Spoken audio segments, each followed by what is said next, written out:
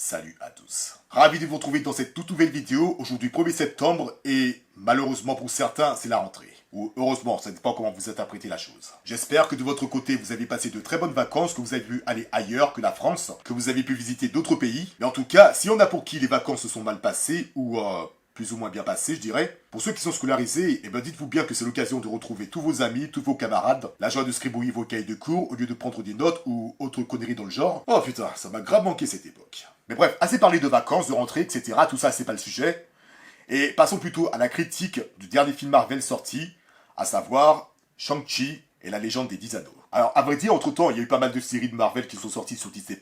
Il y a eu également un film qui est sorti cet été, c'est le stand-alone consacré à Black Widow, avec Scarlett Johansson. Au départ, je voulais en faire une vidéo, mais le film ne m'a tellement pas marqué que j'ai fini par l'oublier, et donc du coup, ouais, ça a plombé mon envie de faire cette critique. Et pour vous parler brièvement de ce que j'en ai pensé, disons que le début, enfin, la première moitié du film, j'ai apprécié, mais c'est à partir de certains moments, notamment les retrouvailles de la famille, entre guillemets, que j'ai fini par sortir du film et depuis, c'est devenu complètement bancal. Et ce que j'ai apprécié déjà, j'ai beaucoup aimé le nouveau personnage, à savoir la sœur de Black Widow. Je sais plus comment elle s'appelle, mais en tout cas, j'ai beaucoup apprécié cette nouvelle héroïne, dont je l'espère, on suivra de très bonnes aventures. Natasha Romanoff est toujours aussi craquante, et ce, depuis Iron Man 2, mais je sais pas, l'humour a trop pris le dessus, notamment à cause de l'apparition de la famille, et cette même famille, je l'ai trouvée super lourde, mis à part Rachel Weisz. Et niveau chorégraphie, j'ai beaucoup aimé les combats des deux veuves noires, et la complicité qu'il y a entre elles, la rivalité qu'il y a eu entre elles. Et après, c'est tout. Le reste du film, ça m'a laissé pantois, ce qui m'a donné un résultat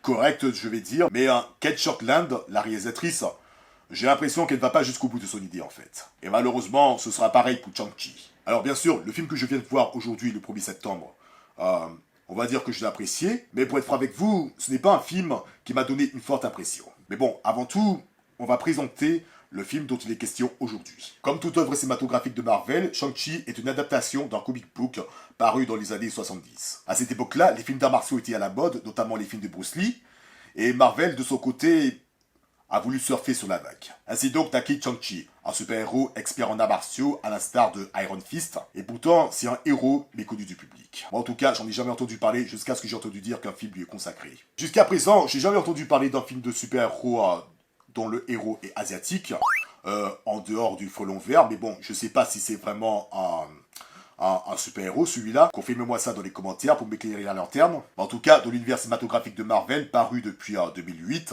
eh bien Shang-Chi est le premier super-héros asiatique à faire son apparition. Et c'est Simu Liu qui jouera le rôle titre. Et comme vous l'avez sans doute compris, c'est un film qui mélange le genre super-héroïque et le genre des films d'arts martiaux. Et je suis allé le voir en ayant l'optique de ne pas m'attendre à grand chose, puisque bon, même s'il y a quand même des arts martiaux, bah, ça reste quand même un Marvel, qu'il faut quand même pas exagérer non plus. Et pour moi, ce qui manque vraiment dans l'univers cinématographique de Marvel, c'est un super-héros qui n'a pas de pouvoir spécifique, mais qui arrive à s'en sortir, ne serait-ce que pour ses capacités réelles. Et donc, Daredevil ne compte pas parce que c'est une série TV estampillée Netflix. Et pourtant, mes salauds, Dieu sait que j'adore cette série. Mais bref, l'idée même qu'un super-héros n'ait pas de super-pouvoir, il utilise simplement ses réelles capacités physiques, parce que j'aime beaucoup quand il y a plus de réalisme au sein de cette saga cinématographique. Et de ce côté-là, Shang-Chi remplit bien son contrat, même si je m'attendais un peu à davantage quand même. Les chorégraphies ici sont très bien foutues, je pense notamment à la scène du bus, où tu vois le héros dézinguer tous les gars qui s'y trouvent. J'ai beaucoup également aimé le combat contre sa sœur lors des matchs clandestins.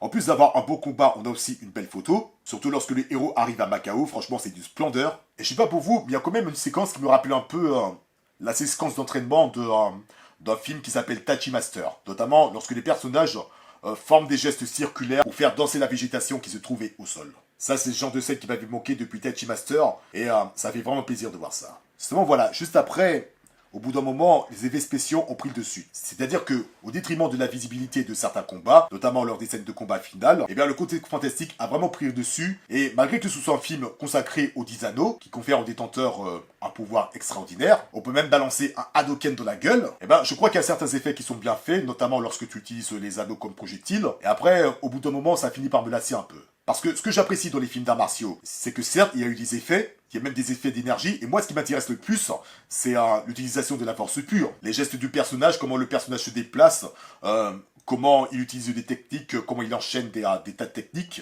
Bref, tout ça, c'est ce que j'apprécie le plus dans un film d'arts martiaux. Et si dans ce film, bah au début c'est exactement ce que j'ai eu, et juste après, bon, je sais pas pour vous, mais je trouve qu'il y a un peu trop d'effets spéciaux. Mais bon, ça reste quand même plaisir à regarder, il y a même certaines créatures qui sont qui sont plutôt bien faites. J'ai pas envie d'en dire davantage ici. Voilà, là où les effets spéciaux sont en atout chez Marvel, et bien ici dans ce film, je pense que c'est surtout une faiblesse. Ensuite, rapidement sur les personnages, j'ai beaucoup aimé le héros sans plus. Simu est très bien, mais bon, c'est pas un personnage que je retiens le plus. La fille qui joue sa meilleure amie, elle, j'ai trouvé beaucoup plus sympathique que Shang-Chi. Elle est vraiment drôle, elle est casse-couille par moment, et en plus, c'est le genre de personnage qui brise le stéréotype d'une personne asiatique. Parce que ce qui est intéressant avec ce personnage, et ce sera également le cas pour Simu Liu, malgré que c'est une personne d'origine asiatique, c'est une pure américaine, mais qui ne parle pas cantonais ou autre langue dans le genre. Elle ne connaît que la langue anglaise, et le film joue pas mal là-dessus. Parce qu'à un moment du film, Shang-Chi va citer une expression en cantonais, et pourtant, de son côté,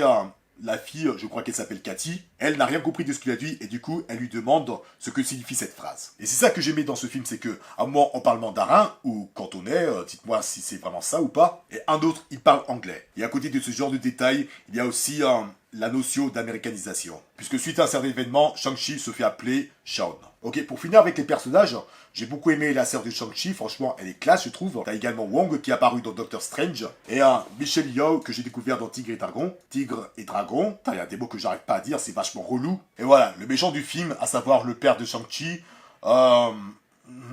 il est trouvé sympa, mais sans plus, quoi. Donc voilà, personnage c'est fait, l'histoire, bon, il n'y a pas grand chose à raconter, donc je vois pas l'intérêt de le faire. D'habitude pour les films de super-héros, je fais toujours une partie spoil, mais ici je vois pas l'intérêt parce que le déroulement de l'histoire est très classique. On peut vraiment pas dire que c'est une origin story, étant donné qu'il y a peu de flashbacks, ce qui est très bien d'ailleurs. On te présente les personnages au début du film, mais pourtant il connaît déjà ses capacités. Et à la fin, il va récupérer les anneaux. Ça, que personne ne me fasse croire qu'il n'a pas vu venir celle-là. Bah bref, tout ça pour dire que Shang-Chi, c'est un film de super-héros qui m'a pas vraiment surpris des masses, mais ça reste quand même un film sympathique à regarder. Dans un premier temps, c'est vrai que c'est une bouffée d'air frais d'avoir un super-héros asiatique, même si niveau acteur, moi perso, c'est pas le meilleur des choix, mais bon, il est quand même pas mal en Shang-Chi. Les autres personnages sont vraiment très plaisants à regarder, j'ai beaucoup apprécié Cathy surtout, et des chorégraphies très bien foutues, mais encore une fois, l'aspect fantastique a trop pris le dessus. Et bon, un film d'arts martiaux, malgré que ce soit avant tout un film de super-héros, pour moi, c'est quand même un gros problème. Ce qui fait de Shang-Chi un film envers lequel j'avais pas trop de grosses attentes, mais ça reste un film sympathique, mais voilà, sans plus. Et du coup voilà, c'en est tout pour cette nouvelle vidéo, donc j'espère que ça vous a plu. Si jamais c'est le cas, abonnez-vous, likez, partagez, dites-moi ce que vous en avez pensé dans les commentaires. On n'oublie évidemment pas de me suivre sur Instagram, et on se retrouve très vite pour une nouvelle critique, et d'ici là, portez-vous bien. Ciao.